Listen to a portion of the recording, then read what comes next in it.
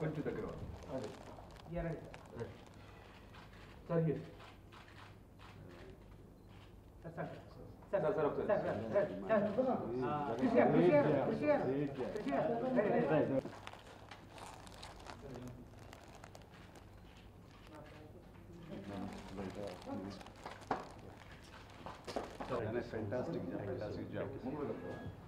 నేను నిన్న కంచె సినిమా చూడటం జరిగింది. చూసిన దగ్గర నుంచి మనస్ఫూర్తిగా వీళ్ళని ప్రత్యక్షంగా ఇంటికి పిలిపించుకుని అభినందించకుండా ఉండలేకపోతున్నాను. అంతా బాగుంది సినిమా. అంటే ఇది ఒక ప్రయోగం కాదు, ఒక అద్భుతమైన, ఒక అందమైన, ఆరోగ్యకరమైన ప్రయోగం కాదు, ప్రయత్నం అని చెప్పగలను. విజయవంతమైన ప్రయత్నం.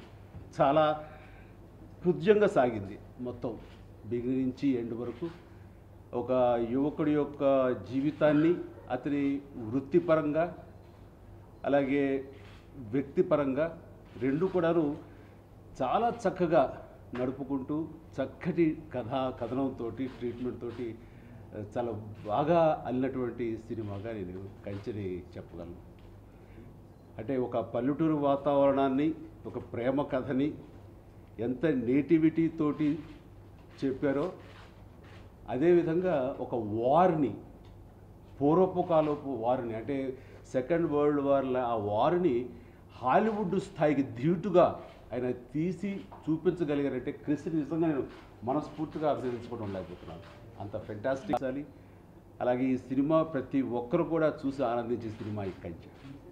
ఇక మా అబ్బాయి వరుణ్ ఆ సినిమాకి ఆ క్యారెక్టర్ చాలా ఒదిగిపోయాడు, చాలా యాప్ట్గా ఉన్నాడు. అంటే 1930s 40s ఆ దశకంలోని లుక్స్, ఒక క్లాసిక్ యువకుడు ఎలా ఉండాలో అంత ఇదిగా తాను తర్జుమా అవ్వటానికి క్రిస్ యొక్క సలహాలు సంప్రదింపులతోటి తాను బాగా మలుచుకున్నాడు. ఆయన చూస్తుంటే 1940s సినిమా హీరోస్ లాగే ఆయన అనిపించాడు తప్ప ఇప్పుడున్న కాంటెంపరీ సమకాలీన ఈ మోడ్రన్ యువకుడు ఏదో కనిపించాలి, అందులో తను ఇవ్వాలంటే చాలా కష్టం. బట్ చాలా ఈజీగా ఇమిడిపోయి ఆ రకంగా తను కూడా రక్తిగట్టించి ఒక వార్ సీక్వెన్స్లో ఎంత బాగా అయితే కనుక ఒక వారియర్ లాగా చేశాడో, అలాగే ఈ పల్లెటూరు సీన్స్లో కూడా అంత నేటివిటీతో చేసి రెండు రక్తిగట్టించి చాలా చక్కగా తను రాణించినందుకు మా వరుణ్ కూడా మనస్ఫూర్తిగా ఒక ఫాదర్గా నేను చాలా చాలా హ్యాపీ ఫీల్ అవుతున్నాను, నేను గర్వపడుతున్నాను. ఇక అలాగే మన సాయి మాధవ్ గారు డైలాగ్ రైటరు, ఆయన కూడా ప్రత్యేకించి నేను ఆహ్వానించాను ఈరోజు. ఎందుకంటే ఇందులో డైలాగ్స్ చాలా అందంగా ఉన్నాయి, చాలా ఒక క్రిస్ప్గా పంజెంట్గా ఉన్నాయి. ఆ యొక్క డైలాగులు చెప్పాలంటే చాలా సిచ్యువేషన్స్లో హీరోయిన్ పుట్టినరోజు జరుగుతుంటే హీరో మాట అంటాడు, శుభం అంటూ ఒక చేసుకుంటూ దీపాలు ఆర్పడం ఏంటండి అని, కొవ్వొత్తులు ఆర్పుతుంటే, అంటే 4 దీపాలు వెలిగించాలి మంచి జరగడం కోసంగా అనే ఆ డైలాగ్ కానీ, అలాగే ఒక ఫిలసాఫికల్ డైలాగ్, అది నేను చాలాసార్లు అంటున్న డైలాగు, అనుకునే డైలాగ్ అది. ఎప్పుడైతే మనస్పర్ధలు ఎవరి మధ్యన వస్తే ఒకసారి మనం ఈగిల్ పాయింట్ ఆఫ్ వ్యూలో చూస్తే కనుక వీఆర్ నథింగ్, దీనికోసం మనం ఇంత మదన పడిపోతుంటాం, ఇంత మీమాంసలో ఉంటాం మనం చెప్పేసి అనిపిస్తుంది. ఆ డైలాగ్ ఎంత బాగా రాశారంటే వరుణ్తో చెప్పించారు. మన దేశం యొక్క, భారతదేశం యొక్క వైశాల్యం అటు ఇటు చూసుకుంటే 2000 చిల్లర కిలోమీటర్లు ఉంటుంది. అది ప్రపంచంతో పోల్చుకుంటే కనుక నథింగ్. ఈ ప్రపంచం సౌర కుటుంబంలో ఒక మూలం ఉంటుంది. ఈ సౌర కుటుంబం పాలపుంతలో కానివ్వండి, పాలపుంత గెలాక్సీలో కానివ్వండి, ఇవన్నీ చూస్తుంటే మనం ఎక్కడో చిన్న చుక్కలో ముక్కలా బతుకుతుంటాము.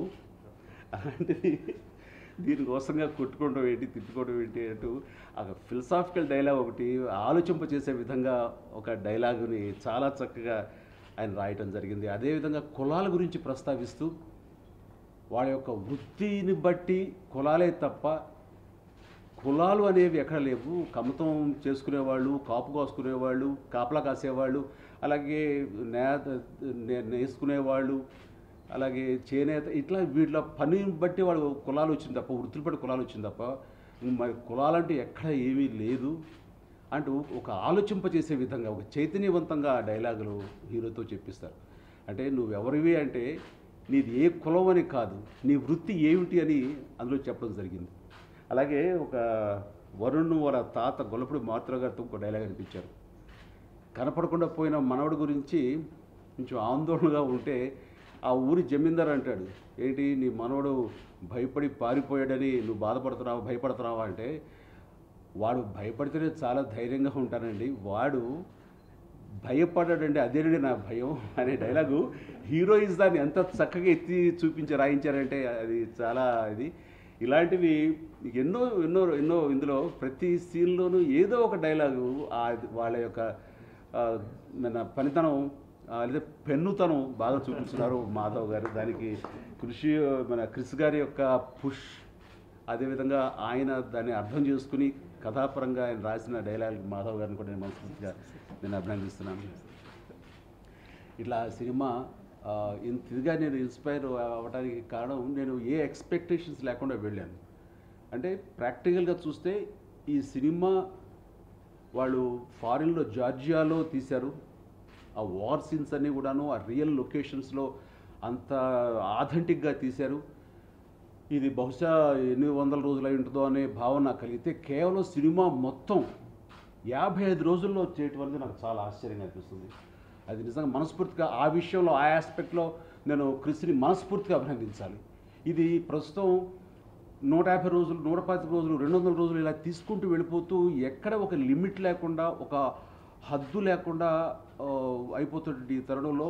ఆ విధంగా ప్రొడ్యూసర్స్ కూడా చాలా ఇబ్బందికరంగా ఉండేటటువంటి పరిస్థితుల్లో, బడ్జెట్ని కంట్రోల్ లేకుండా అయిపోయే పరిస్థితుల్లో క్రిస్ లాంటి వ్యక్తి ఇంత గ్రాండ్యూరు, ఇంత విజువల్స్ తోటి, ఇంత కష్టసాధ్యమైనటువంటి ఈ సినిమా 3 సాంగ్స్ తోటి ఈ సినిమా కేవలం 55 రోజుల్లో తీయటం అంటే కనుక ఇండస్ట్రీకి ఒక రకమైనటువంటి ఎడ్యుకేషన్ లాగే నేను చెప్పాలి. ఇండస్ట్రీ ఇది ఒక సినిమా గీటు రాయి.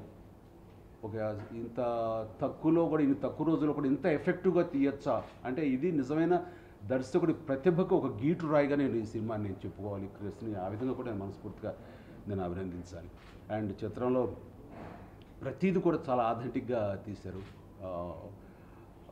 ప్రతి కార్నరు ప్రతి కోణం నుంచి చూసినా కానీ, అందుకని మనస్ఫూర్తిగా ఈ రోజున ఈ యూనిట్నిలో పనిచేసిన అందరినీ మీ సమక్షంలో మనస్ఫూర్తిగా నేను అభినందిస్తున్నాను. అండ్ ఇలాంటి సినిమాలు రావాలి, ఇలాంటి డైరెక్టర్స్కి మీ నుంచి ఎంకరేజ్మెంట్ రావాలి, మీ యొక్క ప్రోత్సాహం ఉత్సాహం ఉంటే కనుక ఇలాంటి సినిమాలు మరెన్నో ఎంతోమంది దగ్గర నుంచి రావాలి. ముఖ్యంగా క్రిస్ దగ్గర నుంచి ఇలాంటి సినిమాలు మనం ఎక్స్పెక్ట్ చేయాలి. ఇది చక్కటి కమర్షియల్ సినిమాయే అని అనుకోవాలి తప్ప ఏదో క్రిస్ నుంచి క్లాసిక్ సినిమా, క్లాస్ సినిమా, ఏదో ఒక ప్రయోగాత్మక సినిమాని మాత్రం అనుకోవాల్సిన అవసరం లేదు. ఇది ఆరోగ్యకరమైన కమర్షియల్ సినిమానే. అండ్ మనస్ఫూర్తిగా మరొకసారి అందరికీ నా అభినందన తెలియజేస్తాను. Thank you very much.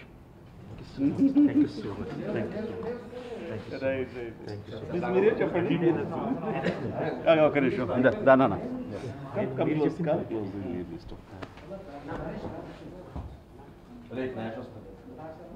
Right. గొప్ప నటుడు, అతిపెద్ద స్టార్, మెగాస్టార్ గారు నా సినిమాలోని ప్రతి డైలాగ్ని అంత చెప్తా ఉంటే నాకు గూస్ బంప్స్ వస్తున్నాయి. బేసికల్గా వరుణ్ చేస్తున్నప్పుడు చాలాసార్లు ఆ కర్రసామ్ స్టిల్ ఐమ్ ఫీలింగ్ దట్ కర్రసామ్ చేస్తున్నప్పుడు నాకు చిరంజీవి గారి పోలిక కనిపిస్తూ ట్రై చేశాను. 2-3 షాట్లు అలా చూసుకుందాం చిరంజీవి గారిని డైరెక్ట్ చేస్తున్నట్టు అని. ఈరోజు మా నాన్నగారు పుట్టినరోజు.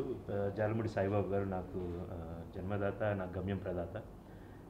మార్నింగ్ లేచిన తర్వాత నాన్న హ్యాపీ బర్త్డే అని చెప్పి ఈరోజు చిరంజీవి గారి ఇంటికి వెళ్తున్నాను రమ్మన్నారు అనగానే my dad said one thing basically చూసి, గమ్యం అప్పుడు కూడా నాకు ఇంత సంతోషం రాలేదురా అని. అంటే ఈ హగ్ మీ మా నాన్నగారు ఎక్కువ గిగ్గింగ్ మా ఇంట్లో అంత ఎక్కువ లేదు. మా అమ్మ నేను ఉంటుంది కానీ నాన్నతో లేదు.